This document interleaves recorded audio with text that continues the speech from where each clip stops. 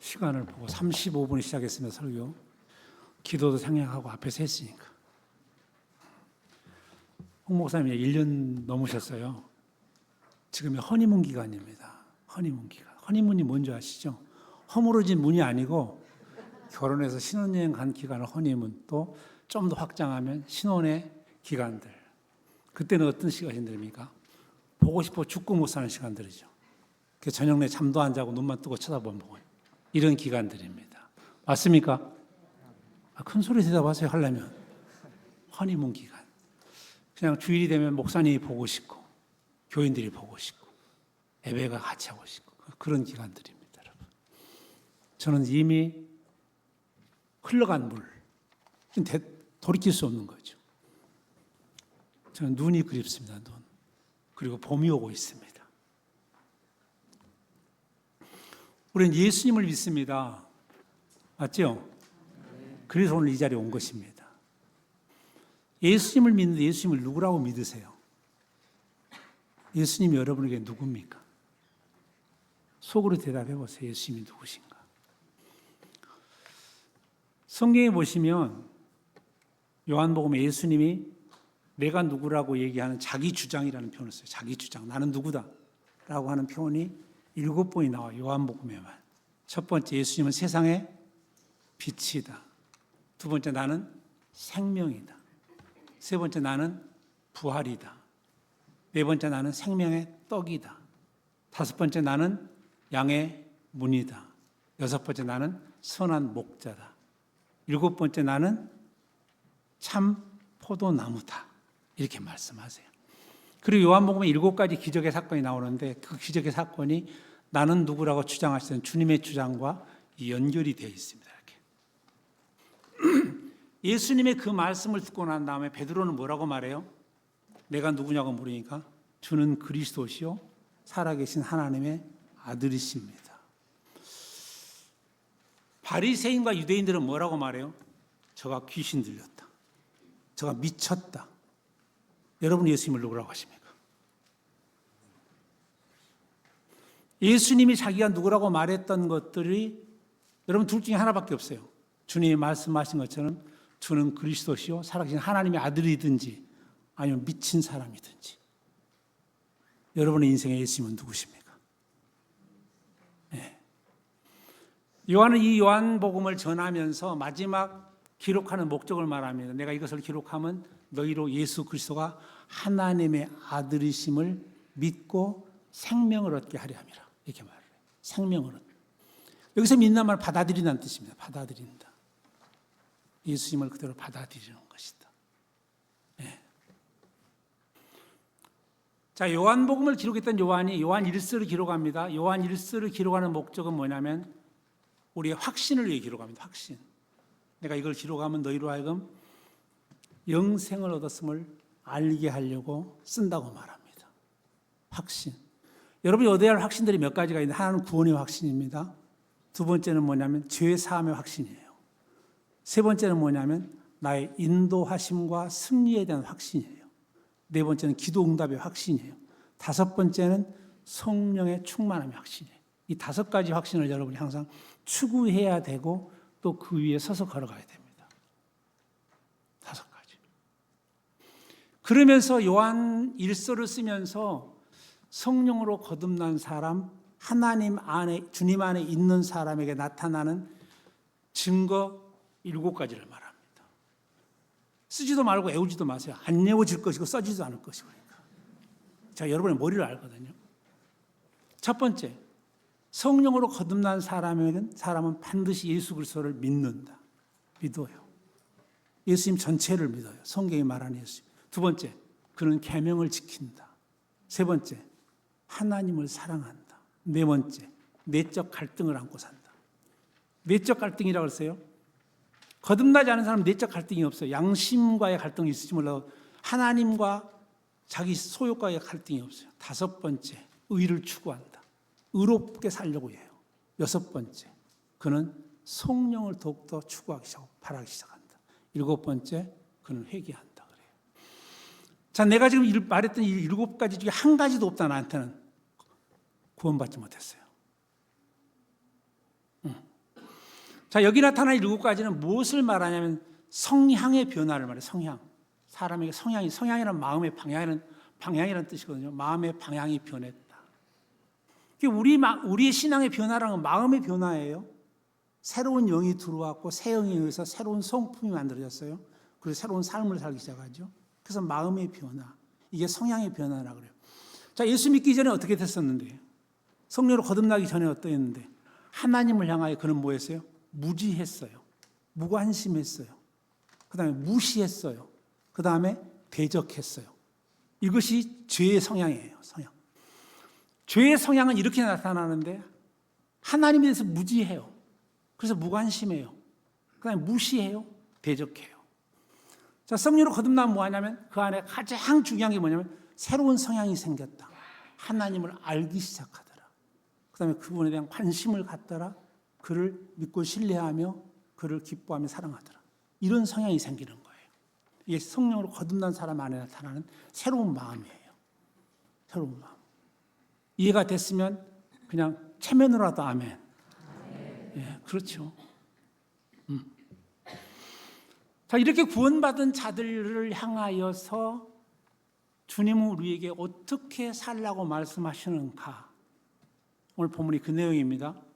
본문은 지금 신명기 6장 내용을 그대로 옮겨놓았어요. 전에는 이렇게 말씀하지 않고 예수님께서 요약해서 말씀했는데 간단하게 말하면 3가지입니다. 하나님은 유일하신 하나님이시다. 2번째, 하나님을 사랑하라.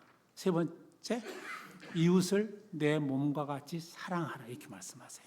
이 3가지. 이것밖에 없어요. 내가 3계명을 너에게 주노니 너희는 서로 사랑하라. 이렇게 말씀하죠. 내가 너희를 사랑같이 너희 서로 사랑하라. 한 가지 계명입니다. 딱 하나의 계명이에요. 다른 계명이 없어요. 사랑하라는 계명만 하는 거예요. 사랑하라. 정동석 집사님 오랜만에 만났는데 잠자버리네. 그냥 일어서 있어도 괜찮아요. 아니면 뭐 머리를 박고 있어도 되고. 뭐 하라겠다고요? 사랑하라. 사랑하라. 그래서 여러분 신앙생활에서 사랑이라고 하는 단어는 인격적인 관계에서 쓰는 단어예요. 관계. 이 단어는 관계에서. 관계에서 쓰는 단어이기 때문에 신앙에서 가장 중요한 것이 뭐라는 뜻이에요? 하나님과의 관계이다. 관계. 하나님과의 관계. 이게 가장 중요해요. 그럼 우리 하나님과 관계, 회복된 관계를 구원이라고 말해요. 이전에는 뭐였나요? 하나님 원수된 관계에 있는데 회복되어 있는 관계. 이것이 구원이거든요. 구원이라 하나님 회복된 관계. 믿음이 좋다는 말은 뭐라 그랬어요?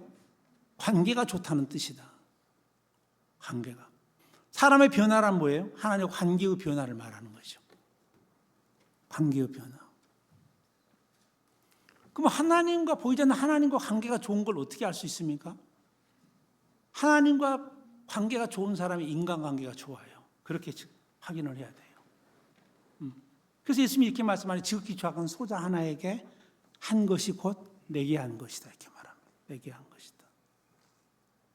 그래서 여러분 교회 안에서 지극히 작은 소자 한 사람을 어떻게 대하는가? 이것이 여러분의 신앙이에요. 정말 하찮은 사람, 볼품이 없는 사람, 교회 없어도 좋을 사람, 이런 사람 한 분을 너희는 어떻게 대하고 있느냐? 이게 중요하죠. 이것이. 톨스토이는 이렇게 말합니다. 이 사람은 끊임없이 진리를 추구하면서 굉장히 신앙적인 얘기를 많이 했던 사람이에요. 이 사람이 이렇게 말을 해요. 사람을 사랑하는데 하나님을 사랑하지 않는 사람은 자기를 속이고 남을 속이는 사람이다. 이렇게 말합니다. 속이는 사람이다. 또 하나 이렇게 말합니다. 신은 사랑하는데 사람을 속이지 않는 사람은 자기를 속이는 것이다. 이렇게 말을 해요. 묵상해 볼 만한 말씀드립니다, 여러분. 이게 무슨 얘기 하려고 하는 거예요? 정말 신을 사랑한다면 그는 사람을 사랑하게 되어 있다. 신과의 좋은 관계를 유지한 사람은 반드시 사람과도 좋은 관계를 유지해 간다. 이 말씀을 하는 것입니다. 사랑이라고 하는 단어는 여러분 대등한 관계에서 사용하는 단어예요. 대등한 관계에서. 하나님이 우리를 사랑했다고 말씀하시는 건 어마어마한 이야기예요. 하나님이 우리를 사랑했다는 말씀을 이해할 수도 없고 우리가 깨달을 수도 없는 말씀이에요. 엄청난 얘기예요. 우리를 하나님과 대등한 관계로 대우했다 이 말입니다. 대등한 관계로 대하시더라 그분이.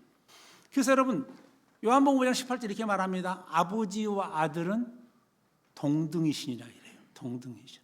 예수님이 우리 안에 들어왔기 때문에 우리 영접해 우리 안에 계시지 않습니까? 그래서 우리가 대등한 관계가 됐다 이 말입니다. 이 문제, 이 관계는 여러분 우리에게 훨씬 더 큰 숙제를 주어요. 그게 뭐냐면 너는 하나님과 같이 되어야 된다 이 말입니다. 내가 너를 사랑하고 있기 때문에 너는 나와 대등한 관계가 돼야 된다. 이 말씀을 하고 계시는 것입니다. 인간관계도 마찬가지입니다. 사랑이라는 인간관계에서도 뭐냐면 대등한 관계를 말하는 거예요. 갑을의 관계는 사랑이 없는 거예요. 갑과 을의 관계에서는. 거기 사랑이 존재하잖아요. 부부가 사랑한다는 말은 무슨 얘기입니까? 대등하다 이 뜻이에요. 대등하다. 여러분 이 부분에 항복을 하지 않으면 부부의 사랑은 없는 거예요. 왜 대등해야 됩니까? 대등하지 않고 열등하게 누군가를 바라봤다면 벌써 거기서부터 동정이에요. 이건 동정. 사랑이 아니고 동정.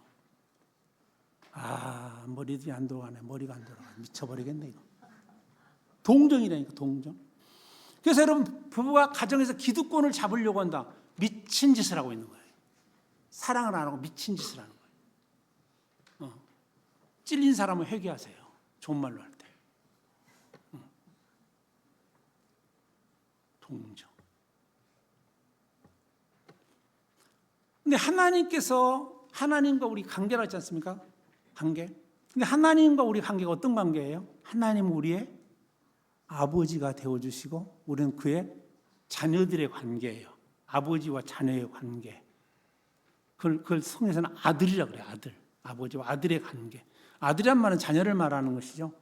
거기서는 남녀 성을 말하는 게 자녀. 근데 여러분 보세요. 어떻게 자녀가 될 수 있습니까? 우리 어떻게 자녀가 돼요? 여러분 우리 입장에서는 하나님의 자녀가 되는 길이 없어요. 길이 없어. 근데 어떻게 하면 자녀가 됩니까? 우리에게는 길이 없는데 하나님이 낳아주셔야 돼요. 낳아주셔야 자녀예요. 여러분 생명사 공부할 때 공부했죠? 소가 새끼를 낳으면 그건 뭐라 그래요? 소새끼가 아니고 송아지. 말이 새끼 낳으면 망아지. 개가 새끼 낳으면 잘해야 됩니다. 개가 새끼 낳으면 그래도 품격 있네. 개새끼라고 하는 거 보니까. 강아지죠, 강아지. 사람이 새끼를 낳으면 아기, 하나님이 새끼를 낳으면 자녀, 아들이 되는 거죠. 그러니까 우리가 하나님의 자녀를 기르는 우리한테는 없어요. 하나님이 낳아주셔야 되는 거죠. 이걸 거듭났다고 말하고 중생했다고 말하는 낳아주셨어요. 자 보세요. 사람이 새끼를 낳았는데 그 낳은 새끼가 침팬지 같이 생겼다. 그래도 그거는 뭐예요? 아기예요. 사람이에요. 침팬지가 새끼를 낳았는데 뭐 김태희처럼 닮았다. 똑같다. 그래도 그거는 뭐예요? 침팬지예요. 침팬지. 그래서 우리가 하나님의 자녀됨은 하나님이 낳아주심 때문에 된 거예요. 낳아주심 때문에. 또 하나 여러분, 하나님의 자녀가 누굽니까? 아들이 누구예요? 예수 그리스도시요. 예수님 우리 안에 계시기 때문에 하나님 우리 보고 자녀라고 하는 거죠. 우리 안에 계시기 때문에. 예수님이요. 자, 하나님께서 자녀를 향한 하나님의 선언이 뭡니까? 예수님께 요단강에 세례받고 나와서 물에서 나오실 때 성령이 비둘기처럼 임하시고 하늘의 음성이 들리죠. 이는 내 사랑하는 아들이요 내 기뻐하는 자라. 자, 이 선언은 여러분 똑같이 우리에게 하고 계시는 말씀이에요. 이는 내 사랑하는 아들이야. 이는 내 기뻐하는 자야. 뭐 때문에? 자녀이기 때문에.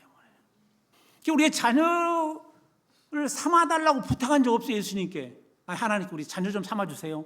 내가 자녀 노릇 할게요. 이런 부탁하신 적이 없어요. 우리를 참 자녀로 뽑아주세요. 이렇게 간청한 적도 없어요. 원한 적도 없어요. 성경은 여러분 에베소 1장 5절 이렇게 말합니다. 하나님이 기쁘신 뜻을 따라 예수 안에서 우리를 자녀가 되게 하셨다. 거기 뭐가 있어요? 기쁘신 뜻. 하나님이 기쁜 뜻을 따라서. 하나님이 좋아서 그랬다는 거예요. 다른 말로 하면 하나님이 좋아서 우리를 자녀 삼으셨다. 무슨 상태가 좋아서가 아니고 그냥 하나님 좋았대요. 이건 설명도 안 되죠. 무슨 얘기인지. 어떻게 그랬을까? 세상에 나보다 잘난 사람도 엄청 많은데. 엄청 많은데. 앞으로 뭐 잘할 거 생각하고도 아니고 그냥 하나님이 자녀 삼아 주셨다. 이것을 그래서 은혜라는 표현을 쓰죠. 은혜다. 하나님의 자녀됨의 은혜. 믿어지십니까? 자, 그렇게 하나님이 자녀 삼으시고 하나님이 기뻐하시고 사랑하셨다. 그죠? 사랑하셨다. 그러면서 뭐 한다는 거예요? 하나님이 우리에게 하나님의 노릇을 해주겠다. 노릇. 하나님 노릇을 해주겠다는 거예요. 이 노릇이란 말이 좀 품위가 없습니까? 하나님의 아버지의 역할을 해주겠다. 아버지 역할. 이걸 해주시겠다. 이걸 지금 믿으라고 하는 거예요. 이걸 믿고 살려는 거예요. 이걸 믿고 사는 삶의 원리가 사랑이라는 거예요. 사랑. 내가 너에게 아버지 노릇을 내가 해줄게. 아버지 역할을 해줄게. 내가 너를. 하나님을 사랑하셨다는 건 뭡니까? 책임지겠다는 거죠. 책임을 짓게 내가. 그러니까 여러분 지나치게 막 아들 노릇 한다고 떠들고 다니지 마세요. 내가 아들의 역할을 하겠습니다. 아들 노릇 하겠습니다. 그렇게 하지 마시고 하나님의 아버지 되심에 대한 반응하고 살라는 겁니다. 아버지 되심. 그분의 아버지 되심. 그 반응이 뭐예요? 사랑이라고 말하는 거죠. 사랑. 그래서 하나님과 우리의 관계는 법률적 관계가 아니고 율법적 관계가 아닙니다. 우리의 관계는 하나님과 우리의 관계는 은혜 안에서 끊어질 수 없는 부자의 관계예요. 끊어질 수가 없는 부자의 관계. 믿어지세요? 절대 끊어지지가 않아요. 이 관계는. 왜? 우리가 우리의 노력으로 맺은 관계라면 우리의 잘못으로 끊어지겠죠. 그런데 하나님이 맺어놓은 관계예요. 그분이 맺어놓은 관계. 그분이 맺어놓은 관계를 끊을 만한 힘도 능력도 아무것도 없다고 로마서 8장은 말하는 것이죠. 아무도 끊을 수 없다. 이 관계 가운데 우리가 들어와 있다.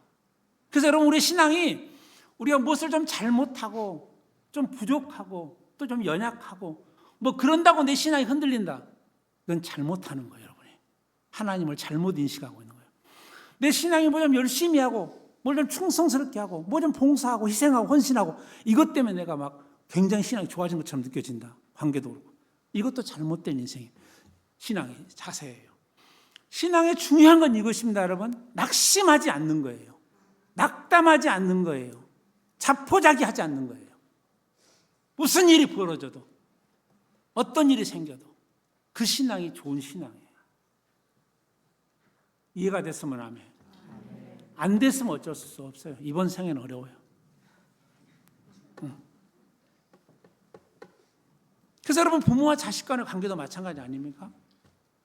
여러분 자녀들이 잘못해가지고 부모님에게 뭘 잘못했다고 끝나는 건 아니죠. 끝나지 않죠. 절대 끝나지 않죠. 아이들이 저도 많이 그랬는데 이런 게 있잖아요. 시험 앞에 두고는 엄마한테 온갖 아양을 떨죠. 뭔가를 얻어내려고. 내가 정말 거기서 내가 거는 것이 이것입니다. 내가 이번 시험 진짜 잘 보고 1등에 갔다 올게. 1등 해줄게.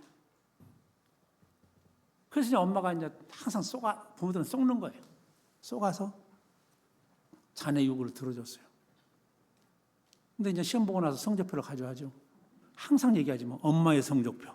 그걸 카피를 그대로 딱 가져옵니다. 가져와서 그대로 가지고 와서 어머니 제가 시험을 정말 잘못 보면 미안하다고 용서해달라고 말하지도 않아요. 그것도. 이번에 선생님이 시험을 잘못 내가지고 말이지. 이렇게 어렵게 시험을 내고 가르치지도 않고 시험을 냈다고 막 떠들어대죠. 그리고 엄마 배고픈데 피자 좀 이따위로 나오죠. 이따위로. 이것이 가능한 것이 부모와 자식의 관계라니까요. 여기 뭐가 있습니까? 지금 뻔뻔함 있잖아요. 뻔뻔함. 신앙생활은 의외로 하나님의 뻔뻔스러운 거예요. 뻔뻔스러운 거. 우리가 무슨 의를 행해서 하나님을 만족시키는 거 아니에요. 그것이 아니고 이렇게 요청할 수밖에 없는 것이 신앙이에요. 신앙. 이해가 되세요? 여러분 다윗의 신앙을 한번 봐보세요. 다윗의 신앙. 그 파란만장한 삶을 살잖아요.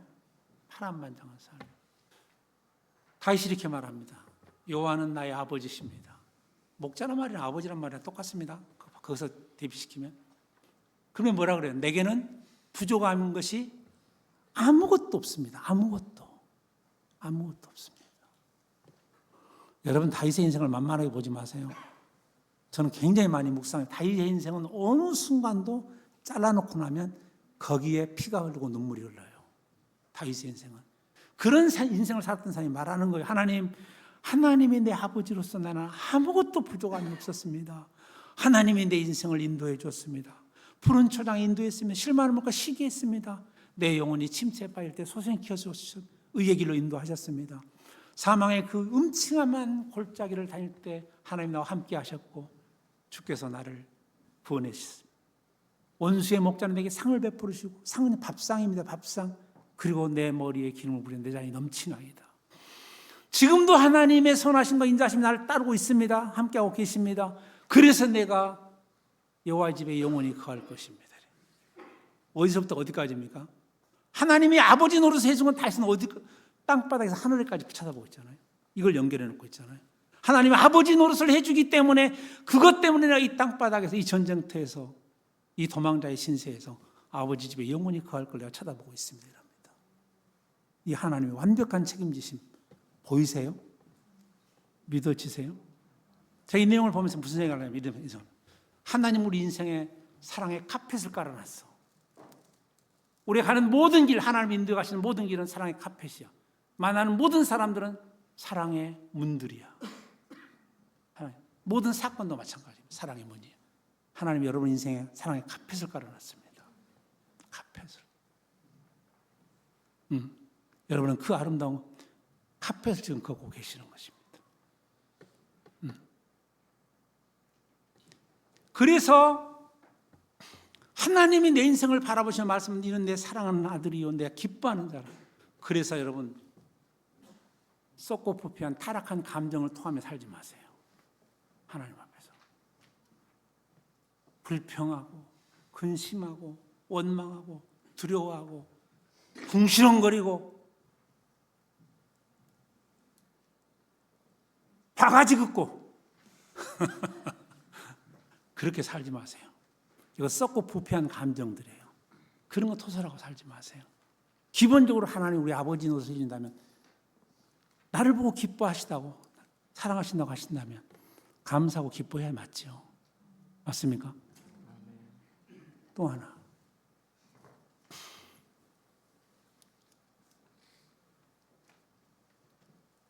고아처럼 살아가지 마세요. 고아처럼. 사랑하는 성도 여러분, 고아처럼 살지 마세요. 고아의 삶의 특징이 뭡니까? 믿을 게 아무것도 없어요. 의지할 게 아무것도 없어요. 오직 자기만 믿는 거예요. 오직 자기만. 내 힘만 믿어요. 내 능력만 믿어요. 내 수고와 내 노력만 믿어요. 내 땀만 믿는 거예요. 이건 저주받은 인생이에요, 여러분. 그거는 하나님에 대한 신뢰가 없는 저주받은 인생이에요. 그런 인생을 사시면 안 돼요. 우리 아버지 되신 그분은 천지 만물을 창조하신 분이세요. 모든 것들을 섭리하는 분이세요. 역사의 키를 잡고 운행하시는 분이세요. 인간들의 생사복도 그분에게 달려있다고 말합니다.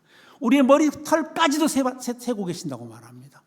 춤 넘어가는 것, 침 넘어가는 것도 간섭한다고 말합니다. 작은 신음에도 응답하고 계신다고 말합니다.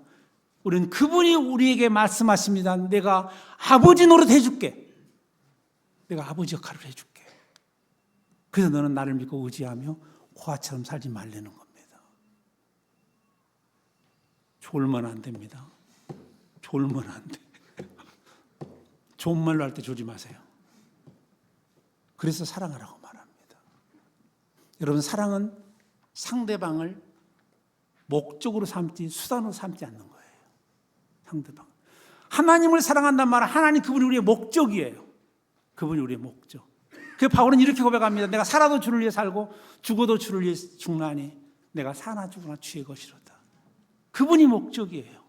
그분이 우리들의 무엇을 성취하기 위한 수단이 아니에요. 내 욕심을, 내 꿈을, 내 소망을 성취하는 수단이 아닙니다. 그분 자체가 우리의 목적입니다. 그래서 우리는 그분의 음성을 들어야 되는 것이고, 그분을 따라가야 되는 것이고, 그 다음에 그분을 높이고 경배해야 되는 거죠. 할렐루야. 여러분, 사람도 마찬가지예요.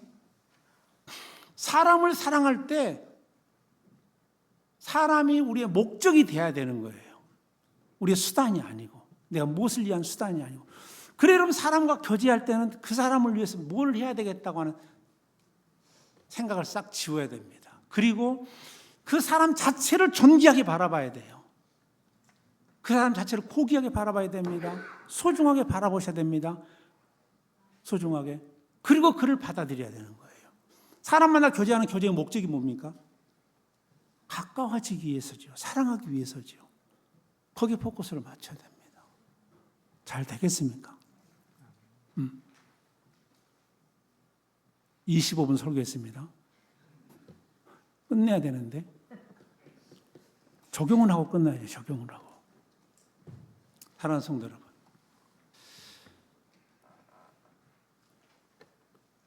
바울 사도는 이렇게 말합니다.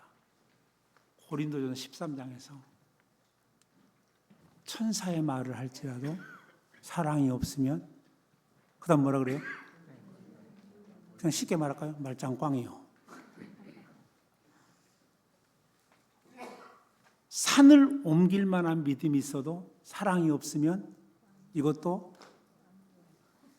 답 잘 가르쳐줬는데 말짱꽝이에요. 아무리 자기 모든 것으로 구제를 할지라도 사랑이 없으면 말짱꽝이에요. 네 몸을 불사르게 내어줄지라도 네 몸을 사랑 없으면 말짱꽝이라고 말합니다. 인생 마이너스 사랑 말짱꽝. 인생에 사랑을 빼버리면 그 인생은 말짱꽝입니다. 그래서 여러분 놀라운 말씀 하나 있잖아요. 마태복음 7장 21절. 저도 그 말씀 목회자로 솔직히 두려워요. 나더러 주여 주여 하는 사람마다 다 천국에 들어갈 것이 아니오 아버지 뜻대로 행하는 자라 천국에 들어가리라. 보세요. 그 다음 절이 중요합니다. 그때 많은 사람들이 내게 와서 내가 선지자 노릇하고 귀신을 쫓아내고 권능을 행했나이다. 이렇게 말합니다. 그 다음 절이 이렇게 말하면 예수님이 내가 도무지 너희를 알지 못하니 너희는 내 앞에 떠나가라고 말합니다. 이게 얼마나 두려운 말씀이에요. 목회하는 사람으로서. 여러분, 이 사람은 그냥 흐리멍텅한 목사가 아니에요. 대단한 목사예요. 선지자 노릇했으며 말씀 전했다 이 말입니다. 귀신도 쫓아냈다고 말합니다. 권능을 행했다고 말합니다. 근데 예수님은 모른다고 말합니다. 많은 사람이 그럴 거라는, 많은 사람이 그럴 거다. 나는 너를 몰라. 뭐 때문에 그럴까요? 사랑 없이 행한 일들이에요. 믿음 없이 행한 일들이에요. 이런 일들은 다 말짱꽝이라고 말합니다. 꽝. 얼마나 무섭습니까, 여러분? 이 말씀들이. 이제 적용할게요. 신년도를 맞이하면서 여러분 회개하여 하나님 앞에 돌아가셔야 됩니다. 그래서 하나님과 같이 시작을 해야 됩니다. 인생을. 새로운 한 해를. 돌아가실 마음은 있습니까? 왜 이렇게 대답도 안 하고 욕 나오겠네.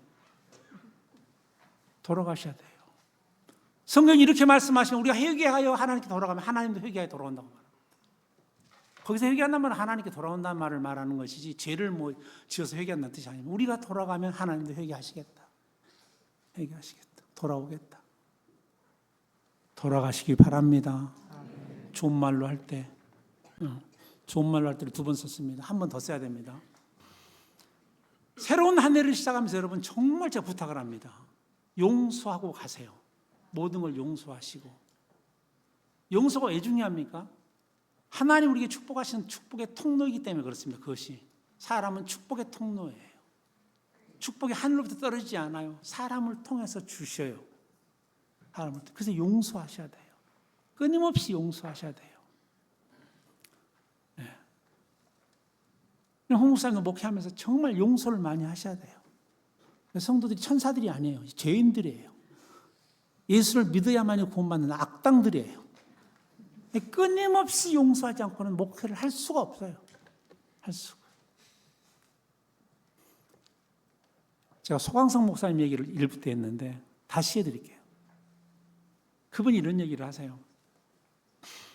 교회 중에 정말 말 안 듣고 힘들게 하는 장로님이 계시면 그분은 꼭 그분에게 같이 목욕하러 가자고 사우나 예약을 한답니다.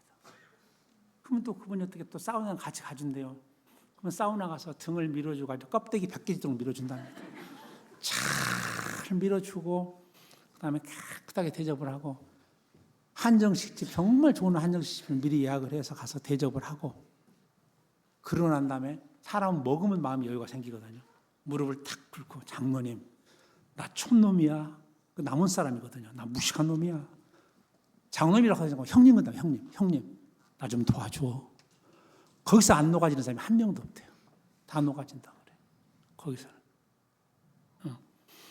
장로님 한 분이 그렇게 힘들고 어렵게 하더니 이분이 암이 걸렸더라며. 암이. 그 목사님한테 그래서 그런 건 아니고 또 그것도 아니라고 할 수도 없고 암이 걸렸어. 소방사님 목사님 병원 신방 가가지고 장로님 기도합시다. 안고 병실에서 그렇게 울더랍니다. 그렇게 울어. 하나님 우리 장로님 한 번만 살려달라고. 한 번만 살려달라고. 그렇게 울어. 그러니까 뭐냐면 하나님의 역사가 안 일어날 수가 없죠. 그리고 또 이 담임 목사의 어떤 진심이 전달되니까 병이 나아버렸어요. 그 자리에서 수술도 안 하고. 그리고 난 다음에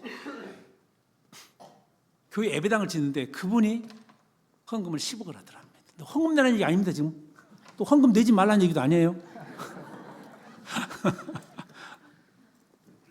여러분 용서하고 가셔야 됩니다. 용서하고. 저도 해봤어요. 제 얘기는 빼고. 용서하고 가셔야 돼요. 그래야 축복의 문이 열려요. 제가 전에 가끔씩 이런 표현을 쓰지 않지만 나는 5천만 동포 앞에 자유한다. 5천만 동포 어떤 사람 앞에서도 내가 그 얼굴 앞에 자유한다. 고개를 시선을 피하고 머리를 숙이고 이럴 필요 없지 않습니까? 진짜 신앙의 내공이 있는 사람은 용서를 쉽게 합니다. 그렇게 어렵게 하지 않아요. 쉽게 해요. 쉽게 용서해요. 그리고 가요. 용서와 신뢰는 달라요. 용서는 하되 신뢰를 쌓고 다시 회복하는 데는 시간이 걸려요. 그 부분은. 이건 구별하시죠. 용서는 하고 가십시오. 할렐루야. 그래야 복의 문이 열립니다. 아까 청년들 연합집에 가서 은혜를 엄청 받고 오시대요. 막. 그다음에 청년들이 굉장히 하나님밖에 모르는 사람들 같고 막 예수님밖에 모르는 사람 같아서 너무 제가 감동을 받았어요. 심지어 직장 취업도 안 하고 주님만 섬기고 계시더라고 우리 청년들이. 이게 너무 주님한테 빠지는데 막 이런 생각을 하죠. 그래서 전도하고 목장하고 그다음에 막 새벽 예배, 새벽 기도 한 번도 안 나오는 것 같던데. 청년 여러분, 제가 애원합니다, 여러분. 애원. 여러분 태어났죠? 늙어요. 반드시 늙어요. 별 생쇼를 해도 늙어요. 그 다음에 늙으면 유턴이 없어요. 중단도 없어요. 틀림없이 죽어요. 틀림없이. 그리고 난 다음에 주님의 심판대 앞에 딱 서요. 주께서 물어요. 너는 뭐 하다 왔어? 먹고 싸다 왔습니다. 이렇게밖에 할 얘기가 없어요, 여러분들이. 무슨 얘기할 건데? 생각을 해봐. 그래서 오늘 점잖하게 좋은 말로 얘기합니다. 다 신학교 가. 신학교. 나 사명을 못 받았는데 사명 받을 자리에 가봤어야 사명을 받지. 사명 받을 자리를 가본 적이 없는데 정직하게 이렇게 물어보세요. 주님이 나를 위해 십자가 죽으시고 나를 구원하셨다는데 그리고 자기 자신에게 물으세요. 내가 그 주님 앞에 최선을 드리는 것이 뭘까? 이 질문에 대답을 해야 됩니다. 내 자신을 나를 위해 십자가 죽으시고 부활했다는 주님 앞에 최선을 드리는 게 도대체 뭘까? 최선. 차선도 안 됩니다. 최선이어야 됩니다. 이게 뭘까? 여기에 대답해서 결정하셔야 됩니다. 여기에 대답해서. 제가 왜 신학교를 가라고 하냐면 여러분 지금 막 집회 갔다 와서 그렇게 은혜 받고 또 이렇게 충만해 있잖아요. 근데 목사를 안 하면 좋을 사람들이 목사를 막 하고 있어요. 여러분이 안 해서 그러는 거예요 지금. 저도 마찬가지. 저는 목사를 하면 안 되는 사람이거든요. 근데 저 같은 사람도 끌려와서 목사를 했어요. 끌려와가지고 저는 내 믿음은 정말 잘 먹고 잘 살 사람이거든요. 근데 이렇게 끌려와가지고 고생을 하고 있는데 청년들은 그러시면 안 되죠. 그래서 여러분이 들어감으로 말미암아 해서는 안 될 사람이 들어오는 걸 막아야 돼요. 거기 가서 그거라도 하고 있어야 돼. 우리 장로님들 정신 좀 차리세요. 무슨 아들을 둘씩이나 낳아놓고 둘 다 아무것도 하나도 안 보내는 거예요. 이건 죄예요, 죄. 죄. 말도 안 되죠. 보내야 돼요. 거기다 보내야 된다니까. 최소한도 뭐냐면 자식들을 목사를 만들면 신앙은 좋아져요. 신앙은 훨씬 좋아져요. 아니 여러분이 자식들의 꿈을 꾸는 게 뭔데? 여러분 청년이 생각 한번 해봅시다. 그렇게 해서 취업해. 열심히 노력해. 이쁜 자매 만났어. 알콩달콩 살아 싸우면서. 지지고 볶아. 그리고 아파트 하나 살 거예요. 아파트 하나. 그죠? 그리고 이제 노후 준비해서 노후에 뭐 지팡이 들고 동남아 왔다 갔다. 이게. 아니 그 더 잘 산다고 말해봐야 아파트 2개야.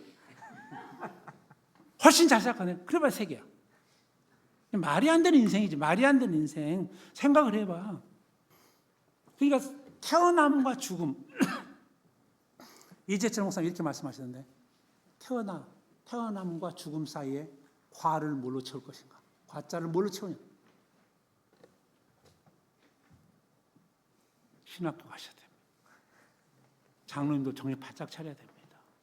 그러시면 안 됩니다. 은퇴하고 나서 아주 마음 아픈 게 있는데 어떻게 장로님들이 아들들을 그렇게 낳아놓고 신학교를 한 명도 안 보냈을까? 이해할 수 없는 거죠. 그럼 지금은 신학교 가기 쉬워요. 홍 목사님 신학교 갈 때는 재수, 삼수 막 사수했어요. 지금 미달되기도 하고 막 그러니까. 미달되니까 더 말도 안 되는 사람들이 오는 거예요, 여러분. 더 말도 안 되는 사람. 그래서 일부 예배 때는 제가 성훈아를 찍어서 말했어요. 성훈아, 너 이번에 떨어지면 신학교 가.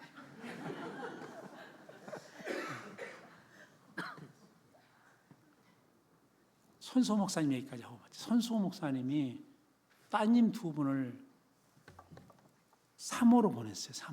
사모가 얼마나 고단한 일인지 아시잖아요. 손 목사님도. 제가 물어봤어요.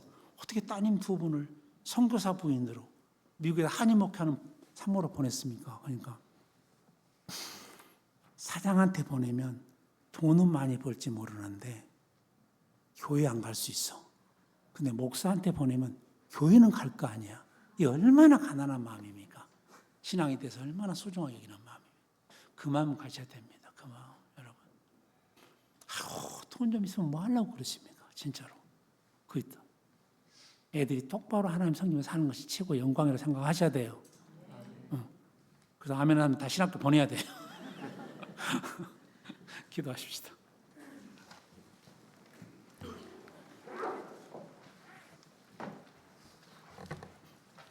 오늘 들었던 말씀 가운데로 마음에 담는 것들이 뭐가 있습니까? 그 말씀 붙잡고 하나님 음성이라고 생각하시고 기도하시고, 홍 목사님 찬양 기도 인도해 주시면 기도합니다. 주님의 은혜를 감사합니다. 오늘 전했던 말씀들이 심령 안에 새겨지게 도와주시고 이것이 우리의 삶의 빛이 되며 길이 되도록 인도해 주옵소서. 주여 감사합니다.